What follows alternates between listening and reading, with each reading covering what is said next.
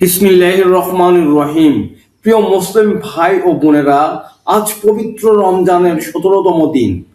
ইসলামের ইতিহাসে এই দিনটি অত্যন্ত গুরুত্বপূর্ণ।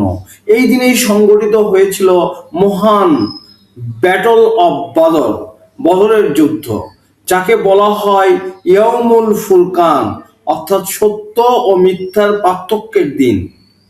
পবিত্র কোরআন এ আল্লাহ তাআলা বলেন, নিশ্চয় আল্লাহ তোমাদেরকে বদরের যুদ্ধে সাহায্য করেছিলেন অথচ তোমরা ছিলে দুর্বল। সূরা আলে ইমরান 3 নম্বর সূরার 123 নম্বর আয়াত। এই যুদ্ধে মহানবী হযরত মুহাম্মদ সাল্লাল্লাহু আলাইহি সাল্লামের নেতৃত্বে অল্প সংখ্যক সাহাবী বড় শক্তিশালী বাহিনীকে পরাজিত করেন। এতে প্রমাণ হয় আল্লাহর সাহায্য থাকলে দুর্বলও শক্তিশালী হয়ে যায়। হাদিসে এসেছে, নবীজি সাল্লাল্লাহু আলাইহি সাল্লাম বলেছেন, আল্লাহ বদরের যোদ্ধাদের দিকে তাকিয়ে বলেছেন, তোমরা যা ইচ্ছা করো আমি তোমাদের ক্ষমা করে দিয়েছি। সহিহ বুখারী। তাই 17ই রমজান আমাদের শিক্ষা দেয়, ঈমান, ধৈর্য ও আল্লাহর উপর ভরসা থাকলে বিজয় অবশ্যই আসে।